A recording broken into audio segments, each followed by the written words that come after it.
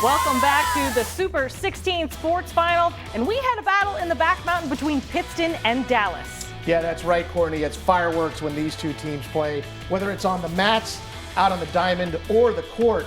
Always entertaining. Absolutely. The Mountaineers hosting Pittston area, and we're going to pick this one up in the second quarter, 7-0 Dallas, when Pittston area's Brady Spindler breaks through for a 19-yard touchdown, and we're tied at 7 just before the half. Dallas on the punt return. Ethan Moreno breaks a few tackles, cuts to the right and right at you down the sidelines, making it look easy as he goes 66 yards for the touchdown. It's 14-7 Dallas at halftime.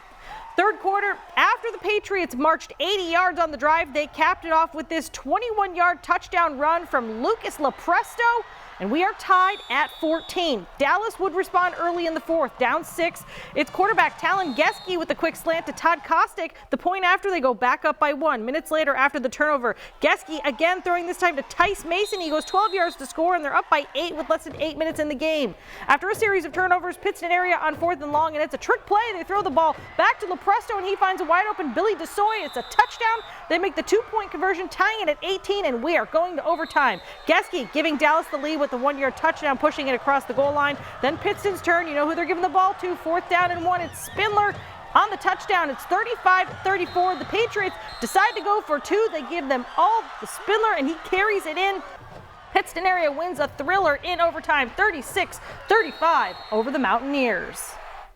Wow, what a win for the Patriots. Trail comes into this game with Mid-Valley after a hard-fought win over Dunmore. The road gets a little easier before that Week 10 game coming up with those Riverside Vikings. The Spartans coming out at home fired up for this one. First possession for Mid-Valley, driving until quarterback Brett Janoski throws a deep ball, and it's picked off by Isaac Ryan, the Trail running back, near the 10, and he's going to make a nice return and come up, get past over the 50 into Spartan territory, down at the 42. A great return there for Ryan. Trail goes to work on offense. First quarter, Ryan in the Wildcat. He's going to throw it and connect to his quarterback, who's lined up at wide out. It's Tyler Jervis with the catch and knocked down at the 5. Lions knocking on the door. The next play, they give it to Ryan. He's in from the 5. The extra point no good, and Trail is up 6-0. Trail with the ball again, but this time some defense. The ball stripped out of Sean Dwyer's hands into the hands of Cole Bryant. He's going to take it back near the 16-yard line and knocked out of bounds. Then a few plays later, Janoski to Reese Williams, touchdown catch, beauty one there. Extra point is good, and Mid-Valley up 7-6. Then Isaac Ryan gets going in the second quarter, rips off this 82-yard touchdown run. They go for 2, can't convert, but now lead at 12-7 and number 13 Lackawanna Trail. They go on to win it over Mid-Valley. Final score 49-27. Here are some other scores from around District 2. Wyoming area blanking Tunkhannock 42-0. Berwick winning big over Hanover area 56-19. And number 12 Lakeland getting the win over Susquehanna 42-7. Your final. Number 3 Williams Valley making the trip up across the mountain and into Higgins to face Tri-Valley. We start with some defense. Williams Valley's Brady Schomper back to pass. He goes deep, throwing into tight coverage to Blazer Lords, but it's picked off by Tri-Valley's Cooper Carl, who was able to return for a handful of yards before he's finally wrapped up and taken down.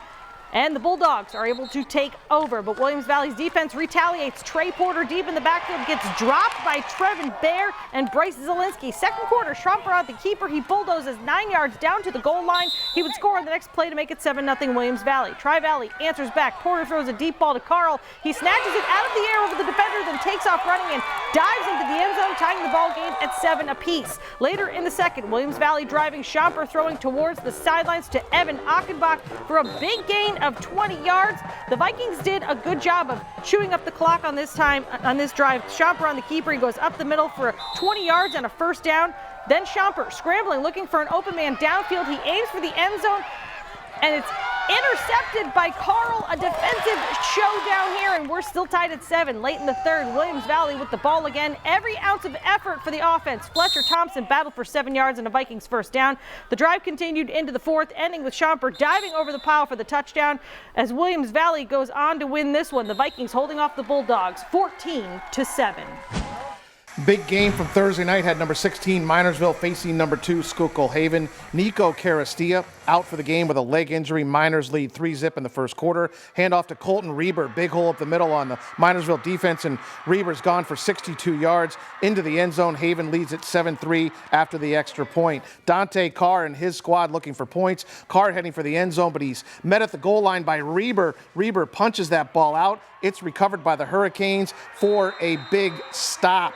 Then they capitalize off the turnover. A couple plays later, Nico Castillo taking it 20 yards straight into the end zone to give the Canes a 21-10 lead. On the Miners' next drive, Carr wastes no time chucking the ball downfield. Is passed into the outstretched arms of Ty Atkinson, a thing of beauty in the end zone for 6. Miners pull within 4. They're down 21-17. But even without Nico Carastia, that Haven running game is tough to stop. Castillo takes it 30 yards for another Haven touchdown. It's now 27-17, and then with time winding down in the half, Carr trying to make something happen on the move. Room to run explodes through a gap, and he won't be stopped. Number 6 in white takes off. He makes his way in for the score, and after the extra point, Minersville trails at 27-24. The Hurricanes even more explosive on offense than Carr. Max Heim completes the pass to Castillo, gets into the end zone for the hat trick, and number 2 Schuylkill Haven wins it over Minersville 48-38 on Thursday night. Here's Eve Hernandez with the victorious Hurricane team. 4 touchdowns and a big forced fumble for Colton Reber as the Hurricanes defeat Minersville 48-38 at home Thursday night. With the win, the Hurricanes improve to 5-0 on the season. The O-line's great. They're really big up front, great holes for me and Nico Castillo to run through. And every time I catch the ball, you're going for 10, 20, 15 yards or more. They were trying everything they could to stop our attack. So, for us, it's just, good old-fashioned smash mouth football, and our big guys did a really good job for us tonight. The Hurricanes got an opportunity to go up by 2 scores near the end of the first half when Reber stood up Dante Carr at the goal line. Nico Castillo then capped off the drive with a 20-yard run to the house to make the score 21-10. He was running down the sideline. He cut it back up. I knew I was going to lay the boomstick on him at the goal line. Great team. You got to give credit to Coach Farr and Coach Gaffney. They had a great defensive scheme. Their front, they're just huge. They dominate everyone. But I couldn't be more proud of my team. We fought to the very last snap. A lot of people didn't think we were in it for the game, and we fought to the very last snap. We do what we do. We do it well. We're going to continue to do what we do. And, next week it's Waynes Valley, out at Waynes Valley. So, we'll just take one week at a time. We'll enjoy this one and worry about the next one. Eve Hernandez, Newswatch 16 Sports, Schuylkill County.